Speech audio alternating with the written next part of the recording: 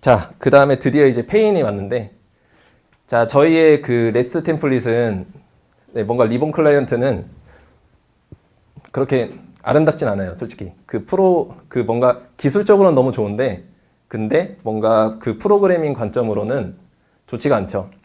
그 선언적 프로그램의 반대가 명령형이라고 했죠. 어떻게 하는지, 요거를 어떻게 하면은 뭐 어떤 주소에서 뭐 개포 오브젝트로 뭐 갖고 와서 뭐 이거는 get이니까 이거를 get으로 갖고 오고, 그리고 아까 레스트 템플릿에 뭐 스트링이라는 뭐 리턴을 넣어서 했고, 근데 그게 뭐 리스트형이라면은 좀 더 복잡한 방법을 통해서 해야 돼요. 뭔가 제네릭을 쓰면은. 네, 그거는 뭐 지금 설명드리기는 시간이 없을 것 같고, 어쨌든 레스트 템플릿을 쓰는 거는 상당히 어려운 일이에요. 뭔가 그 스펙도 많이 알고 있어야 되고, 레스트 템플릿의 사용 방법도 많이 알고 있어야 됩니다. 그리고 뭐니 해도 좀 치명적인 게 레스트 템플릿은 콘크리트 클래스라서 지금처럼 쓰면은 뭔가 테스트하기 어렵죠. 이거를 뭔가 잠깐 이제 어떤 테스트 환경에서는 외부 호출하지 않고 그냥 로컬에서만 한번 띄워보고 싶은데, 이런 것들이 불가능하기 때문에 테스트하기 어려워요. 그래서 한번 관심사의 분리를 한번 해본 거죠. 서비스의 관심은 어떠한 뭐 프로덕트라는 그런 리소스에서 그냥 요걸 호출해서 리턴 값을 내가 갖고 싶을 뿐이고, 근데 관심이 없는 것은 어떤 URL인지, 그리고 여기에 리턴 값을 뭐 잭슨을 쓸 건지, 어떤 걸 통해서 파싱할 건지, 이런 거는 관심이 없어요. 그래서 스프링 클라우드에서 네, 오픈 페인 기반으로 랩핑한 것이 스프링 클라우드 페인입니다. 요거를 한번 사용을 해볼게요. 네, 이렇게 사용하시면 끝이에요. 인터페이스만 선언하고, 네, 선언하고, 그리고 어노테이션 페인 클라이언트 하고서 여기 DP라고 썼는데 저희는 뭐 프로덕트 이런 서비스 이름이 되겠죠. 서비스 이름으로 하고, 여기에는 URL을 지정했네요. URL을 지정한다는 것은 뭐 아까 유레카를 안 쓰고 그냥 저 리스트에 적어놓은 대로 한다는 건데, 네, 일단 페인 클라이언트는 이렇게 하시면 됩니다. 인터페이스를 선언하고, 그리고 그 안에 다행히도 스프링에서 제공하는 레스트 매핑, 리퀘스트 매핑, 뭐 패스 밸리어블 이런 것들을 다 해줘요. 네, 다 지원을 해주기 때문에 이렇게만 뭔가 그 받는 쪽에서 콜리 쪽에서 그 제공해주는 API 스펙대로 이렇게 지정만 인터페이스에 선언을 하면은 아주 간단하게 호출할 수 있습니다. 그리고 요거를 사용할 때는 프로덕트 리소스라는 거에 그 인스턴스가 이제 그 페인에서 만든 인스턴스를 사용하는 거기 때문에 저희가 사용할 때는 이렇게 디펜던시 인젝션을 오토웨어 통해서 할 수 있습니다. 자, 이것도 말이 어려운데 한번 실습을 해보겠습니다.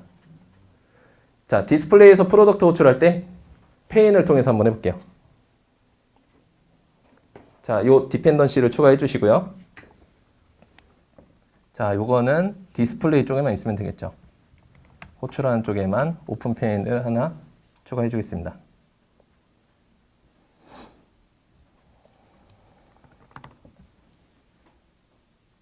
네, 그러면은 페인이 추가가 되었죠.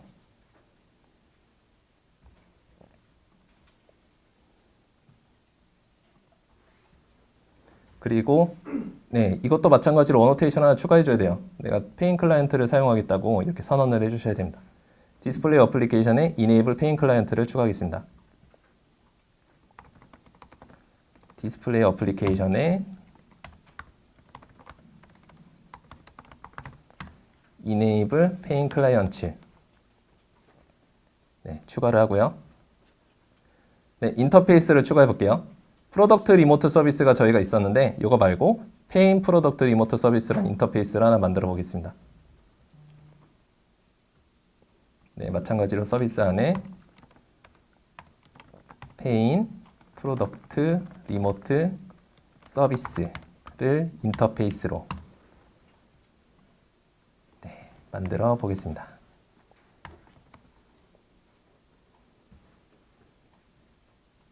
그리고 스트링에 get product info product id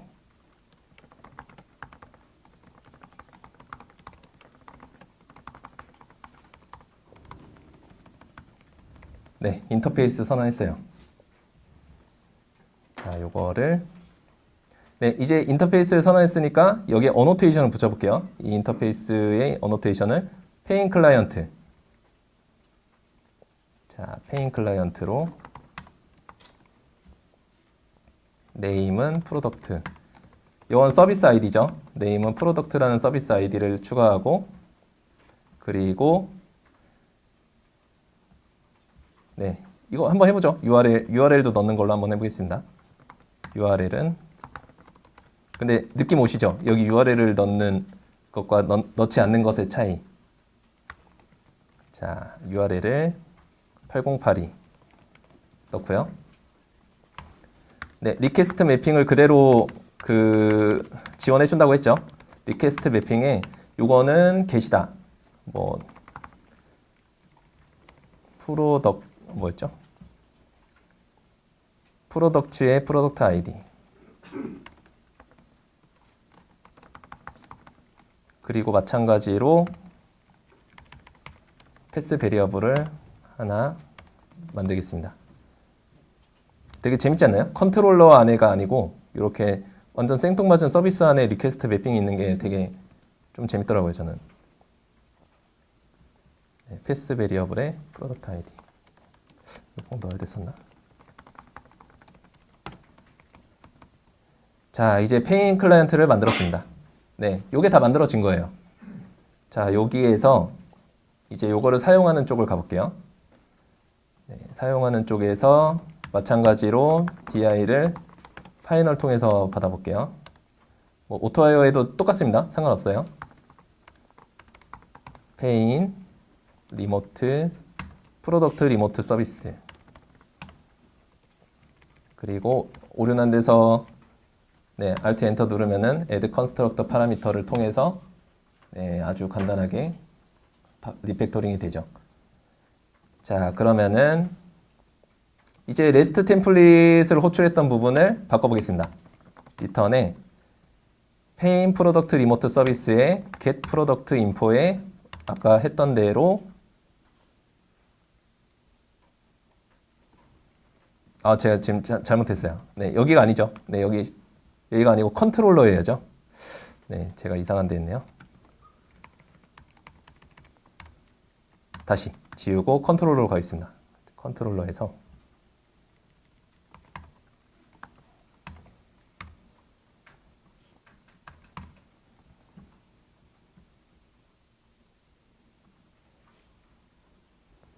네, 컨트롤러에서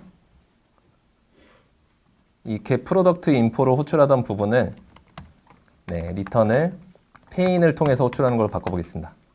1, 2, 3, 4, 5. 자, 똑같은 결과 나오나 한번 볼까요? 자, 디스플레이를 재구동하고요.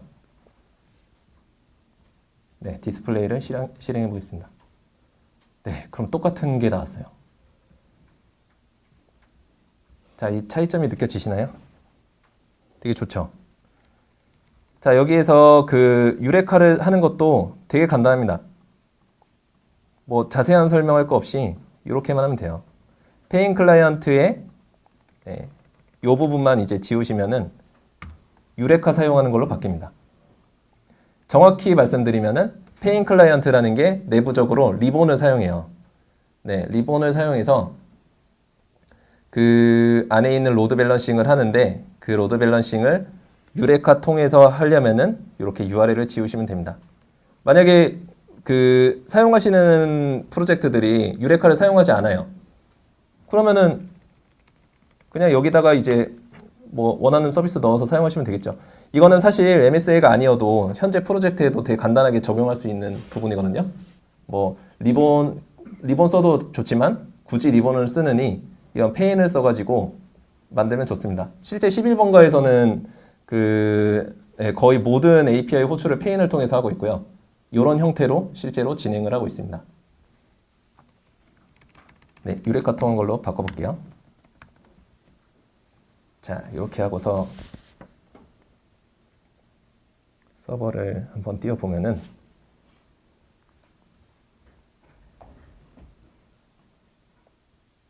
네, 잘 됐죠. 요거 하나 바꾼 걸로 네, 리본과 유레카를 사용해서 호출을 해봤습니다. 네, 그래서 아까 그 URL이 없었던 부분은 리본도 없었고 유레카도 없었죠. 네. 아, 그 없으면 리본은 안 써요. 네, URL을 안 쓰면은 그 URL을 쓰면은 리본도 안 쓰고 유레카도 안 쓰고 히스트릭스도 안 씁니다. 근데 그 페인이 정말 강력한 점이 하나 있는데 그 URL을 빼는 순간에 좀 마법 같은 게 이루어져요. 리본과 저희가 지금까지 계속 봤던 리본과 유레카와 히스트릭스를 통합해서 사용해 줍니다. URL만 제거하면 돼요. 이러면은 저희가 MSA 환경에서 정말 간단하게 서비스 디스커버리를 사용해서 뭐 클라이언트 로드 발란스 그리고 히스트릭스 커맨드가 없죠. 보시면은 히스트릭스 커맨드가 아무데도 없는데 이 페인이라는 선언적 뭔가 내가 이거를 호출하는 것에만 내가 관심이 있다 했을 때 스프링 클라우드라는 것이 뭔가 이거를 호출했을 때 발생하는 그런 뭐 에러 처리라든가 서킷이라든가 이런 부분들을 알아서 처리를 해줍니다. 그게 이제 페인의 강력한 점이고요. 네, 페인 클라이언트에 URL 명시하면 순수 페인 클라이언트고요. 명시하지 않으면 페인 플러스 리본 플러스 유레카. 그러니까 이제 페인을 쓰시려면은 실제 유레카 기반으로 쓰시려면은 저희가 다 잘 알고 있어야겠죠. 유레카도 잘 알고 있어야 되고 리본도 잘 알고 있어야 되고 히스트릭스도 잘 알고 있어야 되고 네, 히스트릭스가 빠졌네요. 네, 네, 히스트릭스도 잘 알고 있어야 되죠. 그래서 어떤 서버를 호출하냐면은 그 유레카에 등록된 프로덕트라는 서비스 아이디를 가진 네, 그런 서버 리스트들을 라운드 로빈을 통해서 호출을 하겠죠. 네, 요 설정을 넣었어야 되네. 네, 히스트릭스를 하려면 요 설정을 넣어야 된다네요. 아, 제가 설정은 초반에만 하고 맨날 까먹어서. 네, 페인의 히스트릭스 이네이블 하면은 그 페인을 통해서 호출하는 모든 메소드 하나하나가 다 히스트릭스 커맨드로 감싼 걸로 호출이 됩니다. 네, 아까 정정하겠습니다. 요걸로 하셔야 됩니다. 네, 페인의 히스트릭스 이네이블. 네, 요것도 한번 실습해 보시면 좋을 것 같고요. 그 다음으로 넘어가면은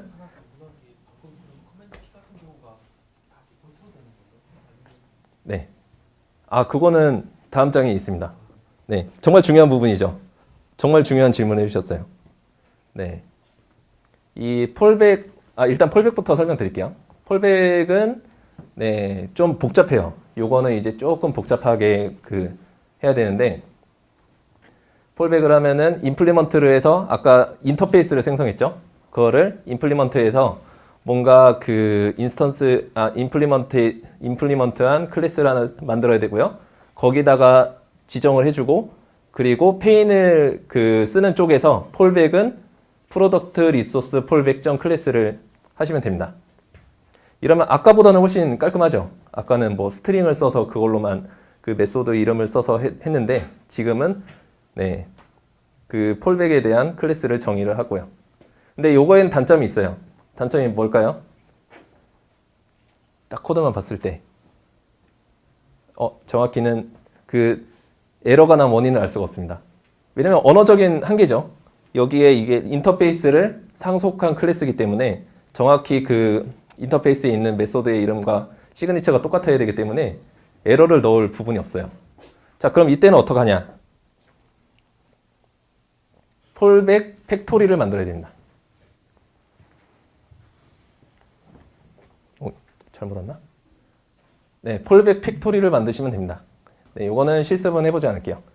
폴백 팩토리를 만들어서 폴백 팩토리 인터페이스의 그 제네릭으로 저희가 만들었던 네, 페인 프로덕트 리모트 서비스를 하고 그리고 여기 이 폴백 팩토리를 컴포넌트로 등록하고 이 안에서 네, 스로어브를 캐치하시면 돼요. 그리고 요거는 람다로 돼 있어서 지금 좀 혹시 보기 어려우신 분이 있을 수도 있는데 네, 이 안에서 폴백 팩토리 안에서는 요거에 대한 클래스를 네, 인터페이스의 익명 클래스로 저렇게 되어 있죠. 이렇게 되면은 네, 스로우브란 그 원인도 알 수 있고 그리고 네, 이런 식으로 할 수 있습니다. 괜찮죠? 네, 여기까지가 이제 완성 버전이에요. 11번가에서는 실제 여기까지 해서 쓰고 있고요. 거의 페인을 쓰는 거의 모든 네, 그런 서비스들은 이런 식으로 폴백 팩토리를 통해서 명시를 해주고 있습니다.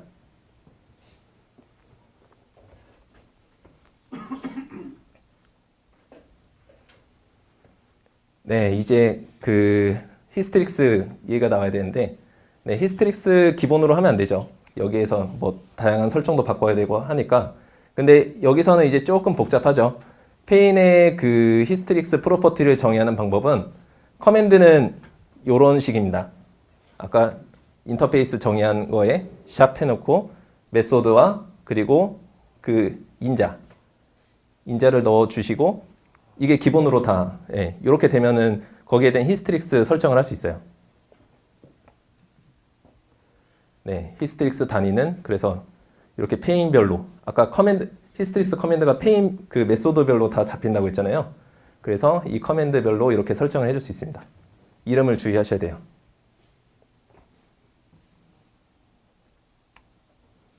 네, 정리를 하면은 네, 페인 좋습니다. 네, 인터페이스 선언으로 그리고 다양한 설정은 모든 설정은 네, 그 컨피그레이션을 통해서 할 수 있고요. 설정으로 뭐 HTTP 클라이언트도 좀 바꿀 수 있고요. 뭐 OK HTTP 클라이언트라든가 기본은 아파치고 네, 바꿀 수가 있고요. 그리고 뭐 유레카의 타겟 서버 주소를 갖고 올 수도 있고 그 리본을 통해서 클라이언트 사이드 로드 밸런싱이 가능하고 히스트릭스를 통해서 메소드별 서킷 오픈을 서킷 브레이커를 등록할 수 있습니다. 이제 다 연결이 되죠. 클라우드 네이티브 하기 위한 어떻게 보면은 가장 기본적인 엘리먼트들인데 네, 이런 것들을 페인을 통해서 좀 더 간단하게 할 수 있습니다.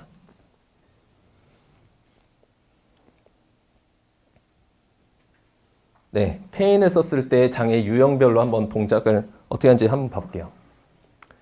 톰캣이 3대가 떠 있었는데 한 대가 죽었어요.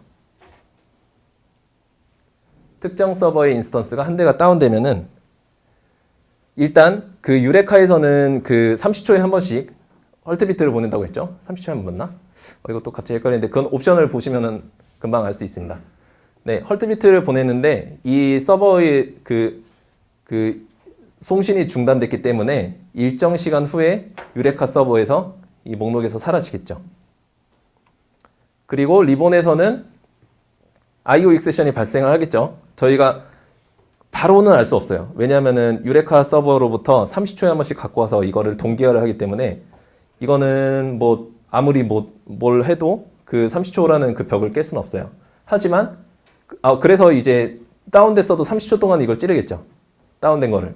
근데 리본이라는 걸 통해서 IO 익세션이 발생한 경우에 다른 인스터로 자연스럽게 리트라이를 할 수 있어요. 그리고 히스트릭스는 서킷이 오픈되지 않겠죠. 하나만 했을 때는. 하나만 했을 때가 아니고 네, 요 경우에 리트라이가 성공하면은 요거는 성공한 리퀘스트잖아요. 그러니까 서킷이 오픈되지 않을 리는 없겠죠. 그래서 정상적인 서비스가 계속 되고 있는 상태가 되겠습니다. 네, 서킷이 오픈되지는 않았죠. 하지만 이제 타임아웃 걸린 경우에는 좀 네, 동작을 아닙니다. 네, 그리고 만약에 코드가 잘못 배포된 경우가 있을 수가 있죠. 코드가 잘못 배포됐을 경우에 이 톰캣 2대는 제대로 되어 있는데 한 대는 좀 이상한 코드가 배포됐어요. 뭔가 막 하나 넣었는데 뭐 한 10초 걸리고 뭐 뭔가 뭐 DB를 막 풀스캔하고 뭐 이런 코드가 걸렸으면은 비정상 동작하는 경우가 있을 수가 있죠. 이때는 리본이 리트라이를 하지 않겠죠. 리트라이를 하지 않고 리트라이 하지 않고 히스트릭스에서 해당 API를 호출하는 서킷 오픈을 하겠죠. 여기에 대한 이 심슨에 대한 그 서킷이 오픈되어서